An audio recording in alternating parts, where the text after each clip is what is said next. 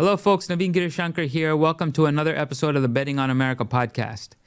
In recent weeks, the Trump administration unveiled its AI action plan, a bold blueprint for American leadership in artificial intelligence. It envisages AI as a pillar not only of national strength, but economic self-sufficiency, global economic leadership, and national security. The plan's scope is necessarily comprehensive. You see, the AI stack is a composite of all the core elements of U.S. competitiveness. For example, incentives for rapid technological innovation in frontier models and applications, the digital networks over which those applications would run, data centers with advanced chips needed to run those models, access to prodigious energy and skilled labor needed to run the data centers, and importantly, protections against dual-use risks that some of the components of the AI stack will fall into dangerous hands. And one more thing, partnerships with countries around the world to whom we would want to export the AI stack and AI-related services.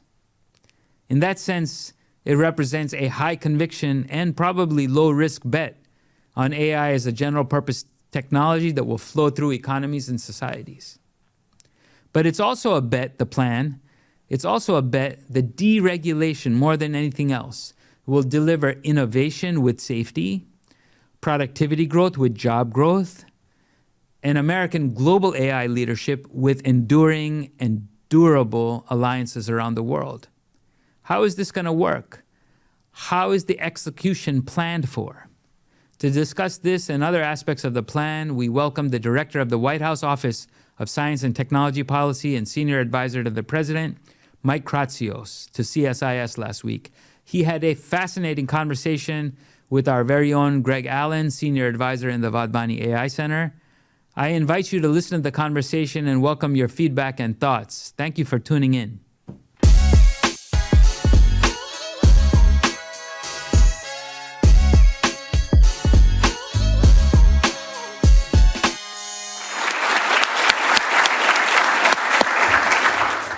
To be clear, they're clapping for you, not for me. So thank you all. I'm Greg Allen. You heard Naveen say that Michael and I had the privilege of working together. It's more accurate to say that I was like an insect in the Department of Defense, and he was kind enough to take an interest in my work from time to time from his previous perch in the Office of Science and Technology Policy. And I'm reminded of what former Secretary of Defense Ash Carter, the late Ash Carter, said in his memoirs about the U.S. political appointee system. You know, he said about 25% of political appointees are just completely out of their depth, and it was a mistake to put them in the job. 50% sort of muddle through, and 25% really nail it. And I knew from the first meeting I had with Director Kratsios that he was in that best 25% who really nail it. And we are grateful and privileged that he decided to return to public service because he did have attractive alternative options, and yet he forsook those for the sake of the country. And one of the benefits of his choosing to do that is what we're going to talk about here today, the AI action plan and the 3 AI executive orders and the Trump administration's AI agenda for this second Trump administration. I could try and talk about, what's in these plans and what's important, but who cares what I think? I think we'd all rather hear it from Michael. So to just sort of level set for the rest of the conversation, and we're going to get into the weeds here, what is in these orders that we all should be paying attention to? Well, first off, thank you, Greg, for having me. Thank you, CSIS, for putting all this together. I was very excited and lucky to work with you in the first administration. And for those of you who don't know, Greg played an extraordinarily integral part in kind of launching the first AI efforts at the Pentagon. And the things that we talk about today, Jake and CDAO and everything that's happened there, it all started because of this guy here. So he's a real patriot and made a huge impact on the way we think about AI and national security. For me, last week I think was a big week for the United States, for the president, and for the future of artificial intelligence in this country. The journey, I think, to getting to the action plan actually started in the first Trump administration, in Trump 45. At that time, AI was not on the cover of every newspaper. It was not something everyone was talking about. Most think tanks here in Washington didn't have people like Greg Allen writing about AI or talking about it. It was just an issue that was kind of like out there and percolating. And we have to give a lot of credit to President Trump, who signed the first executive order in the history of the United States on artificial intelligence in February of 2019. And he set the first national strategy and launched the American AI Initiative. And again, this was in a moment when ChatGPT didn't exist, when most people, when they thought about AI, were not thinking about chatbots or anything like that. And it was a very prescient moment where we realized that the U.S. had to lead in this. And the main pillar or thrust of that initial AI action plan, or national strategy that we had then, was all around research and development leadership and how we can turbocharge the research ecosystem so that the U.S. can be the home for the next great technological discoveries. The president then went on to announce a doubling of AI spending. And then fast forward a few years later, and all of this great research and all this great effort that we put together as a country to work on AI sort of came to bear with the launch of ChatGPT, and then we were off to the races. The country kind of endured 4 years during the Trump administration, during the Biden administration, where there was a real philosophical discussion happening in Washington about the future of AI regulation, and more importantly, a very intense conversation around the hypothetical risks associated with this technology. And if we go back to that era and we think of the first hearings that were happening on the Hill, there was a lot of debate about how much should we regulate, how much should we not regulate, and whether or not we as a country need to be really scared about this technology. And in my sort of 30,000-foot estimation or summarization of how the previous administration thought about these issues, fear was what led almost all of their policy decisions. It was something that was captured and manifested in the Biden AI executive order. This was, I believe, the longest executive order that President Biden signed during his term. It set very weird, arbitrary limits around pre-deployment testing of AI models. It created sort of this fear in the AI community that the government was going to come down and overly regulate this technology. And when we came into office, we needed to really turn the page on that. We realized that the U.S. has to lead in this technology. Our national security and our economic security are really our success there is so contingent on our ability is so reliant on our ability to lead in AI.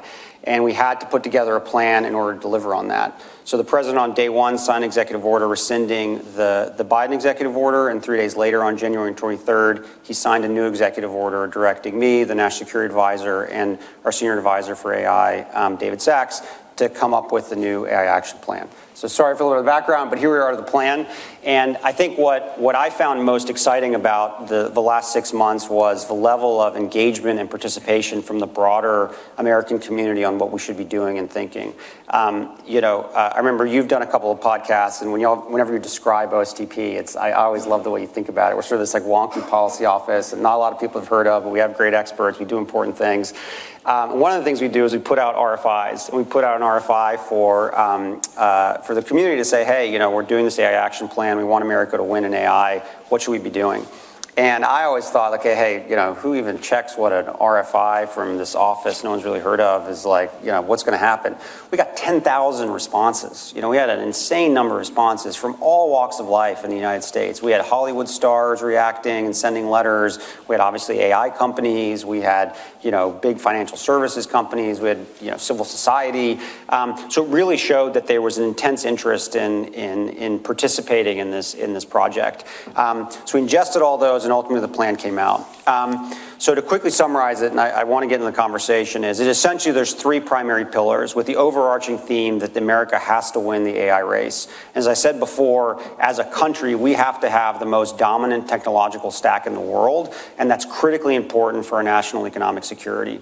In order to do that, we have to do three things. The first is we have to lead on innovation. We have to continue to be the home for the next great technological discoveries in AI, and that means creating a regulatory environment that can allow these technologies to thrive thrive in the United States, give certainty to our AI companies that they can continue to innovate, provide opportunities for small businesses and new startups to be able to innovate in AI without being scared of state-level laws, for example, and also continue to invest in the very critical R&D associated with the next discoveries. We have to apply that AI to all sorts of things. We've seen today AI is extraordinarily good, or large language models are very good at coding, for example. There's a lot more we can do in scientific discovery, in biologics that we need to continue to work on. The second pillar is all about infrastructure. We know that the key ingredient to driving the AI revolution is going to be our ability to create the right amount of electricity and also create the data centers that are going to need to be powered to do all of this critical inference and training. So there's a lot of actions in the plan and the executive orders that talk about how we can unlock it. And the third pillar is all about AI exports. One of the most important things we need to do is make sure that the world is running on the American AI stack. We have the best chips, we have the best clouds, we have the best models, we have the best applications. Everyone in the world should be using our technology, and we should make it easy for the world to use it. We want everyone in the world who's developing AI to be using American software. So those are the three pillars, lots of actions under them to do it, and we think by doing those three things, we can win the AI race. Amazing. So we're here at the Center for Strategic and International Studies. So I do want to start off on the international part of the conversation and the actions in here. But before I do that, I just want to commend one thing about the action plan, which is, as a guy who had strategy in his title when I was at DoD, the typical government strategy document is not a strategy document. And you have a private sector background, so I know you appreciate what I'm talking about. It's a list of nice things that they wish would happen. Yeah. And this is an action plan. It's actually talking about things that we're going to do, the way in which we're going to pursue those goals, and even a willingness to accept trade-offs when we're going to do this and not that. And I think that's just entirely commendable. So on the international part, as you said, it's all about promoting AI exports. And the companion to the AI action plan element of this is, of course, the executive order, which is promoting the export of the American AI technology stack. So this is interesting because it's not just about an approach to promoting exports. It's actually an idea for combining different elements of the technology stack and making it a unified package that the government is supporting. So what was your motivation for pursuing that as a strategy for increasing exports? What was the problem you were trying to solve? Because just to put a hypothetical out there, there's a ton of demand for American technology all around the world. Somebody could make the case that, why do American companies need help? The line is out the door and around the block for American AI technology. So what's the problem that you were trying to solve in this executive order and with this part of the plan? Yeah, on the first point on the action plan, the language was extraordinarily deliberate. And when we were working on this executive order during transition, there was this whole debate about, do we do another AI strategy? Is that how we turn the page on the disaster that was the Biden or not? And I think that the reality was, no, we want actions. We want people to begin doing these as soon as possible. And we gave ourselves a tight timeline. I know 6 months sounds like a long time, but in government time, it's not a long time. And we really pushed hard to make sure we could get it out, and we're excited about that. The origin of the AI export idea, I think, comes back to even to Trump 45, when I spent far too much time as essentially the U.S. technology minister around the world, talking to fellow ministers, trying to convince them to rip and replace Huawei. And I had these very, very challenging conversations where the West had technology which we perceived to be of higher quality, especially in the early years of the Huawei wars, and they still didn't want to buy it because the U.S. just was not able to create the environment and the packages necessary to export it out. And as we were thinking about this issue over the last 4 years, what I kept coming back to is the issue that we face today is even more serious than the telecommunications problem that generally the West faces in the global South. If most countries around the world are running on an AI stack that isn't American and potentially ones of an adversary, that's a really, really big problem. What we have is, and why I think it's so acute, is that over time, the way that these essentially models will operate on a government level is all the government data that a government has is going to be ingested into models to provide citizen services, whether it's the way you pay your taxes, whether it's your healthcare records, whether it's small things like if you want to apply to get a permit to go to a national park for a campsite, all of this stuff is going to be part of the AI fabric, and it would be a huge problem if the model that is fine-tuned to generate these AI solutions isn't from America. So we have to get out in front of it. And why we're at a better position today than we were with the Huawei issues of the late 2010s is because we actually have a U.S. alternative, and this time we have an alternative that is way better. We have the best stack. We have to always remember that. We have the best chips, we have the best models, we have the best applications. So we're at a moment of extreme strength, and we need to be able to go out there, and the world wants to run AI. They want to be able to provide AI for their people and for their citizens. And the question is, like, how do we meet our customers where they are? And you go back to the stack question. Why did we think of it as a stack? What I generally observed over the last 3 or 4 years, traveling around the world, trying to get more countries to use AI is generally a lot of countries are interested in having AI for their people. The specifics of what that means is not necessarily always there. And we have to fill in the blanks for them. We have to show them what the potential is for AI for their people and their country and their economies, and make it as easy as humanly possible for them to implement it. An American who wants to, build AI, you're going to have to go to a different cloud vendor, and you're going to have to do some trade-offs. And maybe you like GCP, maybe you like AWS, maybe you like Azure. You kind of play off each other. Then you think about the models. You go to all your model vendors, and you choose a different model. Then you think about all your application vendors. And for CIOs or CTOs in corporate America, like that's your job. Like you do that, and you get people pitted against each other and get the best price. If you're out in the world as a technology minister and you want to provide tech for your people, that's not a calculus that you do every day. And we as America need to make it easy for lots of folks to understand what's available and how they can actually deploy this technology in their country. So that's kind of the thinking around it. This is really interesting. And you made the explicit comparison to Huawei. And I think one of the things that China Inc. as an approach to selling their technology stack abroad is they really do offer turnkey solutions and try to emphasize that aspect of it. And so even though every part of the stack America might be better, the fact that China was in this past period, willing to offer the full stack, and America basically said, if you put all of our pieces together, we promise it's way more beautiful and good, but you, the customer, have to navigate that complexity of putting all the pieces together. So is it fair to say that this approach is trying to make it easier for customers to navigate that complexity? So if they have the money to buy, we will make it simple to buy American. Yeah, and I think it's twofold. It's not, if you have the money to buy, we can make it simple because we have these packages. But more importantly, what the executive order does is it activates our development finance organizations within the USG to start prioritizing the export of AI. And that's the Export-Import Bank, the Development Finance Corporation, DFC. And for years, these organizations have been sort of directed by Congress to work on this sort of technology race around the world, but it's not necessarily in their DNA.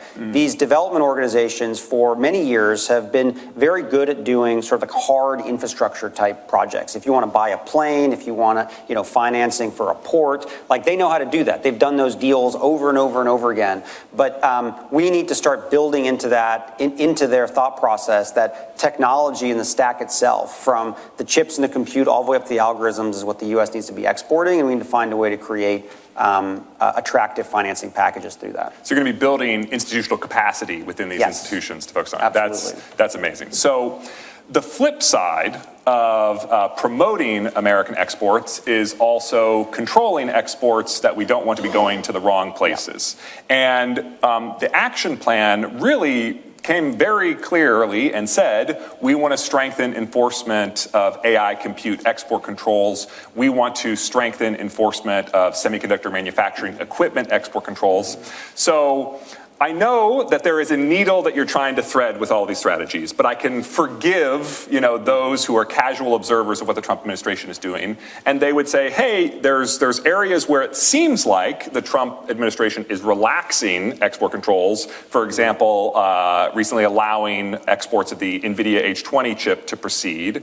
But then there's these other areas where they're strengthening export controls. So what is it you're trying to accomplish, and why are the basket of decisions that you've made sort of threading the needle that you're trying to thread? Yeah, what we talk about in the report, and we generally believe, is that the highest end semiconductors need to continue to be export controlled and not allowed into China. And that's important for our ability to maintain our leadership in this race. The restrictions that we put on some of the supply chains sort of behind the semiconductor manufacturing, some of these lithography machines in the first Trump administration, were probably one of the strongest actions that we ever took and most effective. The highest return on investment, export control in the whole story. Absolutely. And those are still in place, and the action plan continues to contemplate whether there's other items that need to be thought about there. So for us, I think that's kind of the dichotomy we see, is to continue to sort of make sure that the highest end chips are not making their way into China, and also think about the supply chain. The enforcement thing is really key, and I think we need to continue to do better as a country on being able to enforce this stuff. You can have the best export controls in the books, but if you're not able to effectively enforce them because you're resource constrained, that's a challenge. And I know Undersecretary Kessler, who runs BIS, and also Secretary Lutnick has talked about this. This is something that the Hill talks about a lot. We have to find ways to provide the tools that BIS needs to do the enforcement activities necessary. And I just want to commend you on this, because there are certain parts of this AI action plan that really do reflect the OSTP role in the interagency process and the NSC role in the interagency process. There's actions in this plan that could not have been taken at the department level. On the point about export control enforcement, something that I've been, howling into the void about for years is connecting the intelligence community to the task of export control enforcement, which is a role that they had during the Cold War and then suspiciously forgot about, right, in the 1990s. And so, using the White House to actually drive that kind of connection between those various agencies, I think that's so long overdue, and I want to commend you on that. The second thing that I was very interested to see was on the semiconductor manufacturing equipment side, a focus on components. So not just the entire finished machines, but the key components that go into machines. Could you just elaborate on why you think that's important, what you're trying to accomplish with that focus? Yeah, so a lot of components relating to these machines are of U.S. origin, and there are certain export control rules you can use that if there are certain components of these machines that are U.S., then you could sort of essentially export the whole thing. And I think that opens up a lot more opportunity in thinking strategically about the types of machines and capabilities that you want to limit the Chinese access to. I think, again, we are in a race, and what's important is that we're not necessarily cutting everything off from China. I think what we're carefully thinking about is, as we're doing these trade-offs, what do we think is most important? And it continues to kind of be this balancing act. I think you saw it a bit with the H20s, but we continue again to kind of export the highest end things. Great. So H20s are chips that are going to be able to be sold legally into China under the revised policy. There's also the chips that are being illegally sold to China via smuggling.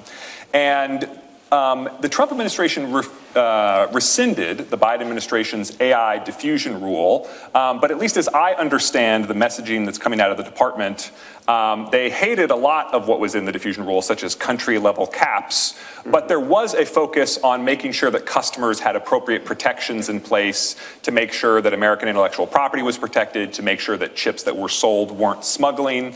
And so the diffusion rule was rescinded, but my understanding is there's going to be forthcoming guidance about what the kind of protections that need to be in place for large-scale chip transactions to happen. And, President Trump in his speech on July 23rd said that we're going to maintain necessary protections for national security. So can you talk a little bit about where the administration is in developing what those protections are going to be? If we're going to sell these chips, how are we going to have confidence that that customer is not a Chinese front company? Because the Financial Times recently reported that in this year alone, there's over $1 billion of NVIDIA chip exports, and Undersecretary Kessler has talked about this being a problem, smuggled chips to China. So where are you in this story? Yeah, so I think just to clarify on the H20, it's not a free-for-all sale. So any sale that NVIDIA wants to make to China is one that's going to require an export license. Mm-hmm. So BIS has said publicly that they will be evaluating each of those license applications and weighing the costs and benefits. And the traditional restrictions of no military actors, no intelligence actors, those kinds of things will apply for those license decisions. You can imagine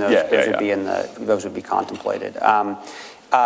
And then the security considerations when doing additional exports of chips around the world. I think they fall in a couple of buckets. I think the first thing that you think a lot about is the physical diffusion of the chips themselves. So, I think this one probably gets more airtime than it probably should. For those of you who have ever been to a large-scale AI data center, these aren't chips I like have in my pocket. We're not talking about like a bag of diamonds or something. This is like a massive rack that's like tons in weight.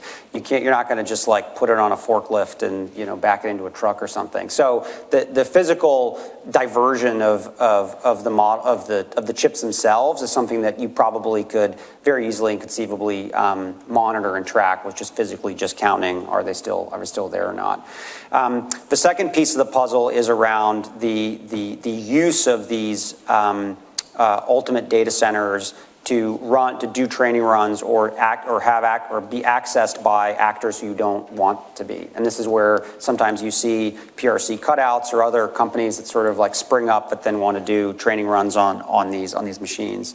The thing we have to remember, especially in, what are we most worried about? Are we most worried about sort of small scale sort of inference runs for some Chinese app? Probably not. What you're most worried about is large scale runs that are for training sophisticated models that you would be worried about.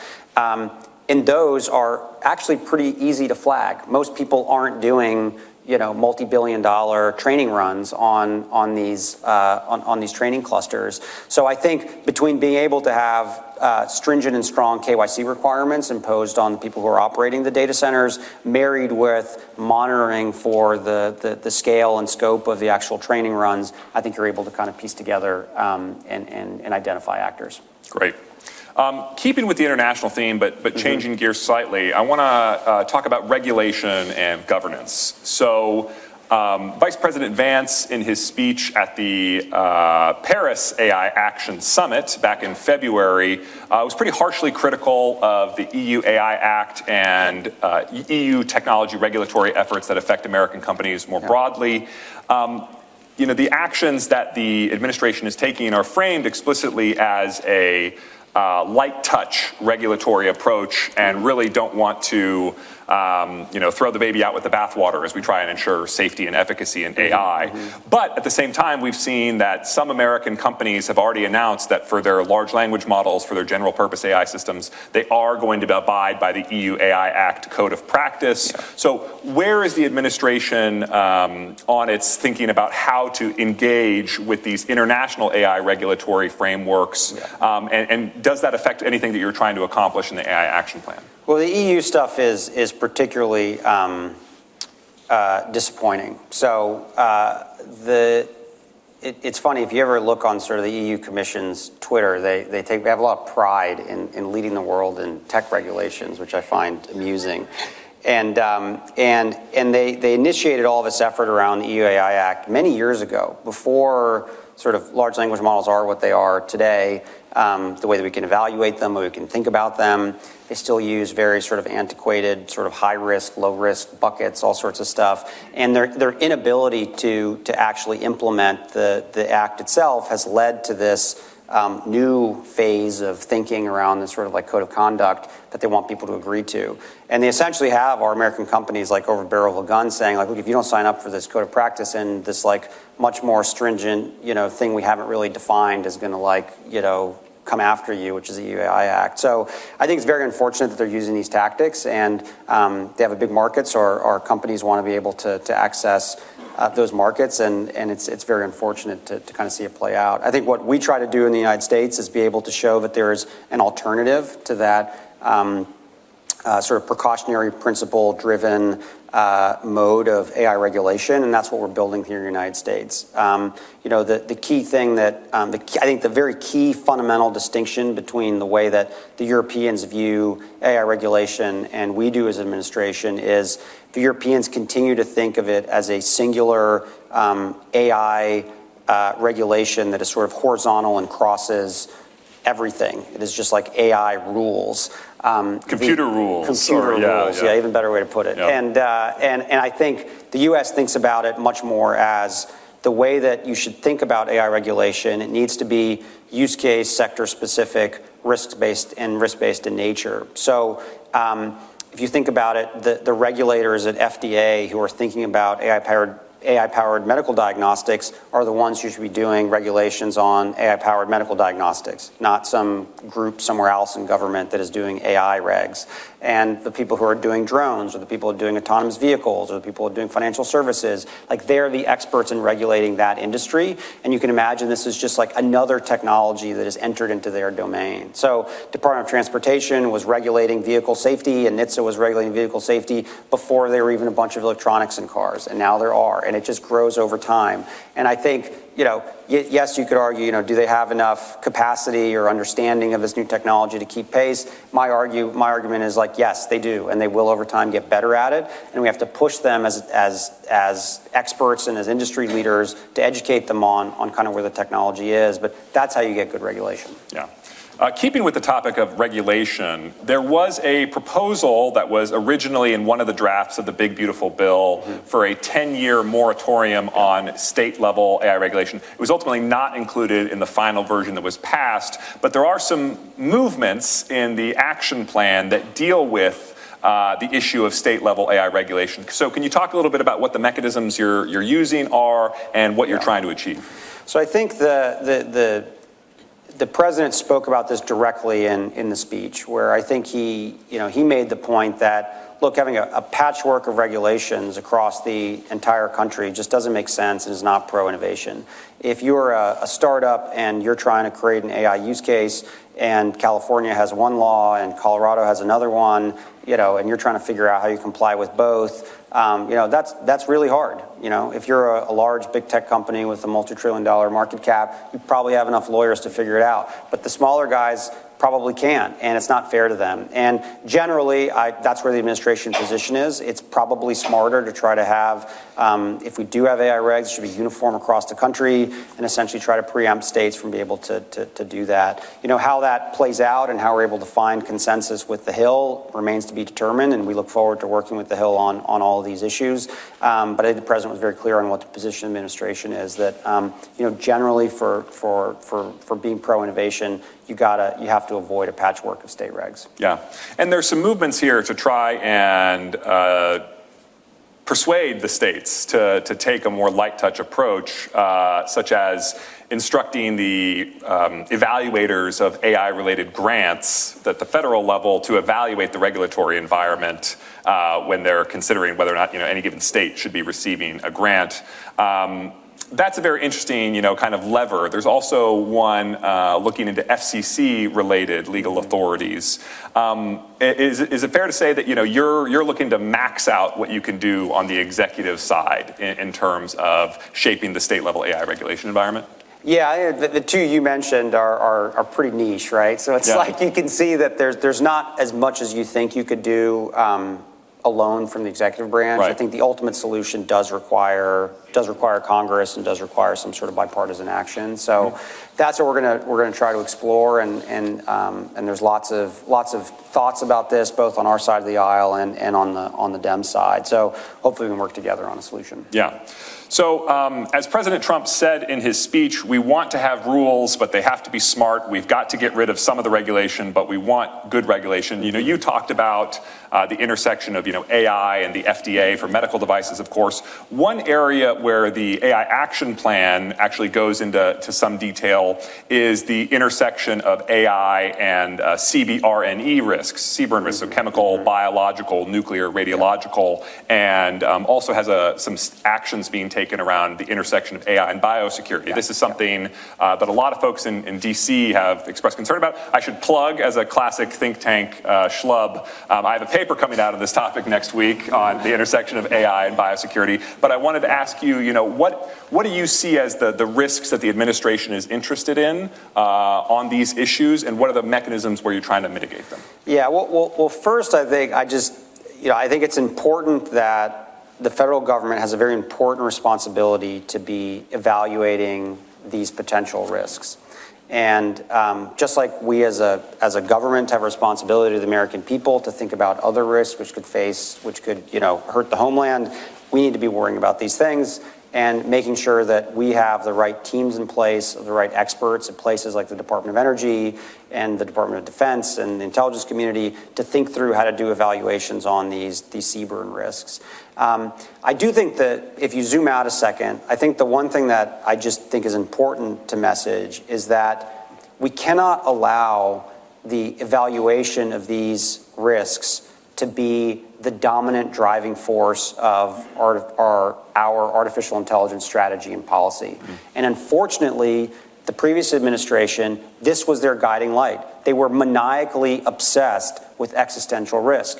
And they believed that the government's sole purpose in life was to minimize that and everything else didn't matter. And that manifested itself on its complete assault of the AI industry through the Biden executive order. So what we do is very thoughtfully include how we should be thinking and considering this existential risk within the larger construct of American leadership in AI. And that's why you see it as one important point within the action plan, but it's not front and center. The action plan doesn't exist to eliminate existential risk. That is just one thing we need to be working on in the course of a 30-page document that covers 90 other things. But I do think it's critically important, and why I do think it's important, particularly for the federal government, is for those of you who work in the evaluation space, the details of how a model eval happens, I think, are actually kind of interesting. Most people don't really think about it. They just look at the output and they're like, oh, this has some biological risk. Well, how in the world did they figure out it has biorisk?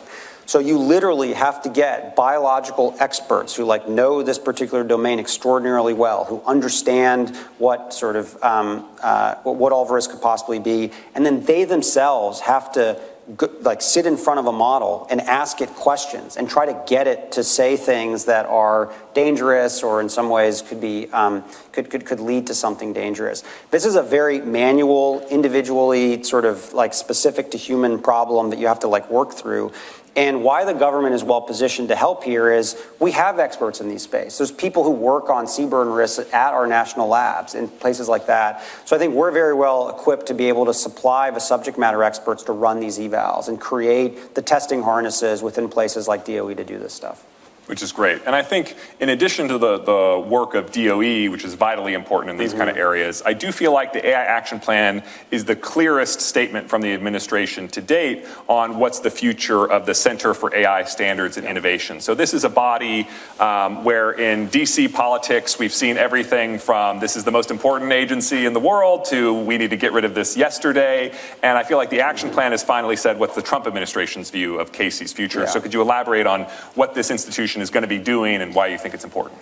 Yes, yeah. So Casey was initially set up by the previous administration as the AI Safety Institute, and this was done at the same time that the Brits created their Safety Institute. And again, this was an era in the AI policy sort of story where everyone was obsessed with the government thinking about safety. I don't know, no one could really define what safety was. For some people, it was, DEI-related issues. For other people, it was CBRN. For other, who knows what it could be. And the Biden administration sort of created this body within NIST, which is a standards agency, to attempt to do evaluations around some of these DEI and other related risks. And I think we have tried to turn the page on that. Secretary Lutnick sort of renamed the institute to a standards institute. And I think my core thinking about it has always been, it is in a standards agency. The purpose of NIST is to promulgate standards. And if we go back to the story I was telling about how you do a model eval, one of the biggest challenges that currently faces the AI industry is understanding how to measure and evaluate models is still an open scientific question. Currently, sort of the state of the art is literally having a biologist ask questions to the model and see what comes back. That provides you some answer, but is that scalable? Is that something you could standardize across the entire world and create some sort of coherent multi-country understanding of what the best practices are for doing evaluations? All those are open metrology questions. And if you think about what role does NIST have or what role does Casey have, it's all about understanding the measurement science of models. And that is what we're excited for NIST to be working on, and to be able to share with the world how you actually can measure a model. And once you do that, that's really valuable to industry. If you're in financial services and you want to deploy a model and make sure that client or customer data isn't being siphoned off by the model, whatever, NIST standards around how you do a model eval could be super valuable in you being comfortable in that decision. So a moment ago, we were talking about existential risks and AI, which is something you hear a lot about in DC. It's something you hear a lot about in Silicon Valley. But anytime I go anywhere in this country and I talk to folks who don't live and breathe, AI policy, the issue that they want to talk about is the intersection of AI and labor. Yep. What's this mean for my job? What's this mean for my family? What's this mean for the future of the economy? And this plan does some pretty interesting stuff to try and untangle, what the government needs to be doing at the intersection of AI and labor. So could you please elaborate on the muscle movements in this policy? Totally. So I think the first thing that I have come to appreciate over the last 6 months working on this is the intense amount of new labor that we need to be able to build the infrastructure necessary to power the AI economy. A big chunk of the infrastructure pillar of the action plan talks about how the Department of Labor, NSF, Department of Education, many others are going to be working together to reskill, retrain, and prepare more Americans to be able to support the infrastructure build out necessary for the AI boom. I had the CEO of the company that's helping build out the big Stargate project in Texas, and I asked him kind of what is the biggest challenge that you're facing, and he said, I can't get enough electricians. He said he has to fly in something like electricians from over 40 states flying into Texas to build this project. And that's Stargate. That was the biggest project that has been announced, and that's not anymore. And that's a problem that we're seeing throughout the U.S. So the president is committed to making sure that we can retrain and prepare Americans for these very important high-paying jobs that will support the infrastructure build-out. The second piece is around how Americans will be using artificial intelligence in the jobs that already exist. And SBA Administrator Loeffler gave a great talk at our AI Summit last Wednesday, where she talked a lot about the data that her agency is seeing on how small businesses are embracing artificial intelligence. The biggest challenge that small businesses have in the U.S. is being able to find reliable employees, and recruiting is really hard. And for them to scale and grow their businesses, AI provides incredible leverage to the people that are in these small businesses to allow them to grow. And I would say the third thing around this issue is the effort that the president did to sign an executive order on K-12 AI education about 3 months ago. And why, again, I think this is extraordinarily significant. If you think about it, we were in the middle of trying to write essentially a national strategy for the United States on AI that was coming out in June. Yet the president believed that we had to get an AI executive order out on K-12 education, and how critical it was to make sure that America's students are prepared for the jobs of the future, that they are understanding how to wield and use these tools that are going to fundamentally transform the way they enter the American workforce. Whether you're a doctor, whether you're a lawyer, whatever you're going to be doing, you will be using this technology to do your job. And we as a government have a responsibility to help America's youth be able to prepare for the future. Great. And you started your answer by talking about the power and electricity and data center build out, which is something that's a huge focus of this executive order that's focused on that area, but also the AI action plan as well. So when I think about, the electrical generation, actually, let me take a step back. The action plan actually opens up by talking about the space race and how we're in a race for AI. Leadership in AI and how it really matters and strategically important. One of the kindnesses of the space race was it lent itself to easily definable metrics. Getting to space, putting a human in space, doing a extravehicular spacewalk, getting on the moon, et cetera. So as you think about this data center build out, we're talking about gigawatt data centers. We're talking about adding tens of new gigawatts to the grid, maybe hundreds of new gigawatts to the grid. What are the metrics that you're looking at? Because there's so many different actions that this plan takes, that this executive order takes, to make it easier for companies to build new electricity, to build new transformers, to build new data centers in America. How will you know if you're doing enough? How will you know if America is moving fast enough?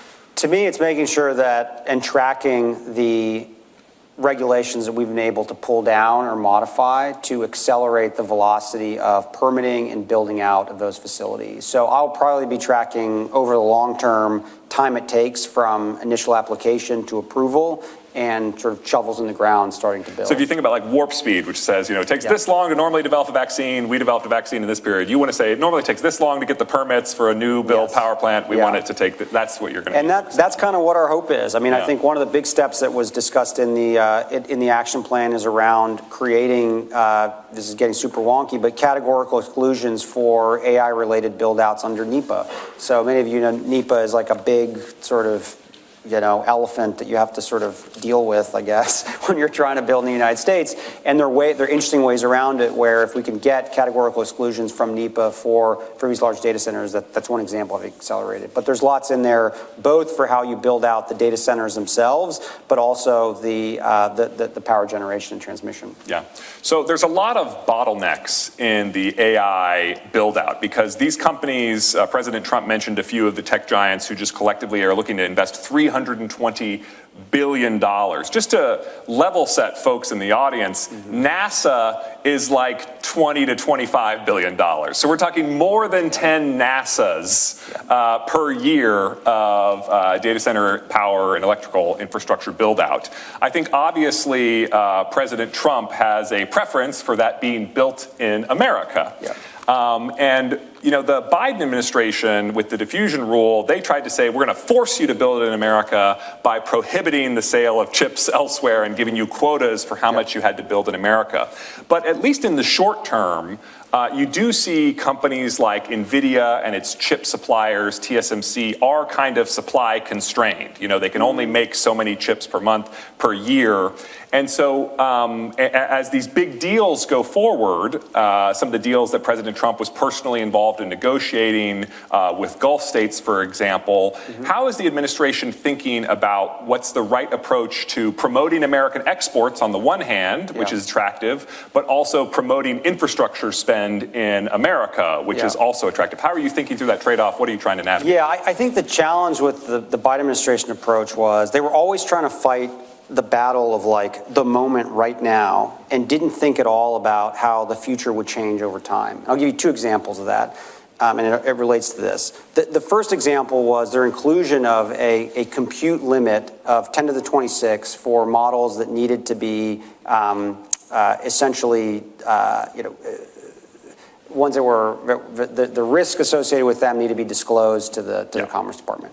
A bunch of regulatory hooks kicked in. A bunch of regulatory hooks. That power level. Right now, over 33 models have been trained over that limit. That limit makes no sense. That was just like happened to be some number pulled out of thin air by some think tank that got sort of absorbed into the Biden ecosystem. And so that number makes no sense. So that's not a future-proof problem. I think on the chips issue, I'd push back a little bit that like right now we're not seeing chip constraint. Like a few years ago, we were. And the big fear was like, if we open up sales, then all these foreign buyers are just going to buy them and like pay out the nose for them and the U.S. won't have any chips. That has not proven true. When I talk to any of the hyperscalers here in the United States, they have the chips that they need. There is more than enough chips for what we want to accomplish over the next couple of years. So I think we've already passed that problem. So I think I'm not worried about our ability as a country to be able to have the chips that we do need. It is obviously a priority for this administration to make sure that American companies have the chips that they need to build American data centers here in America, and we will always make sure that that's a priority. And if we ever see that slipping for whatever reason or a problem, we're going to act on it. But generally speaking, that hypothetical sort of like chip constraint that we were seeing before is not really the true. Bottlenecks you're more focused on are electricians, permitting, those kind of bottlenecks. Yeah. Yes. Yeah. And it's fair to say that wherever you identify bottlenecks to the build out of this infrastructure, you want to use whatever tools you have to go after them. Yes. And if anyone in the audience knows the bottleneck or has run into one, just let me know. Yeah. We're ready to tackle it. So I think you've described this package of executive orders in one of your earlier speeches as, really making the most of the executive authorities available to you. But you started by saying that, there's some areas where you do need Congress's help. Yeah. So could you just talk about, to the extent that you are ready to talk publicly about the Trump administration's AI legislative agenda, whether that's an appropriations, because some of these ideas that are listed as an explore type action, if you go forward with them, presumably would require some kind of appropriation. Other ones might be exercising authorities where additional authorities would be helpful. So what are some of the legislative priorities to the extent that you're ready to share at this stage? I don't think we necessarily have any priorities, but I think there's a category of work that obviously the Hill needs to be involved in. Anything related to preemption is something that's going to be mostly in their court instead of ours. And we look forward to working with them to kind of think through some of those preemption issues. Obviously, the use of the fair use issue of copyrighted materials and the training of large language models was something that the president brought up in the speech. There's not a lot the executive branch can do on that. Understanding and interpreting what fair use is now sitting in the courts. But, that's obviously something that if the Hill wants to think about, that's an area that they, although quite controversial, is an area that they could potentially try to tackle. I think if, with the reforms that we've made to Casey, there is obviously an opportunity for the Hill to think about how to legislate on the Standards Institute and give it sort of statutory cover for some of the actions that we want to be doing long term. And to me, I continue to always think about R&D funding and the way that we can prioritize AI-related funding across NSF and lots of other agencies. Director Michael Kratsios, we've been so fortunate that you were willing to take time out of what I'm sure is an incredibly busy few weeks, not that you really have any calm weeks this year, but taking the time to spend it with us at CSIS. And I want to congratulate you and congratulate the administration on this package of AI policies, which not only give us at the CSIS a lot to think about and do, but I think are really an important move for this country. So thank you and congratulations. And please join me in thanking. Thank you for having me.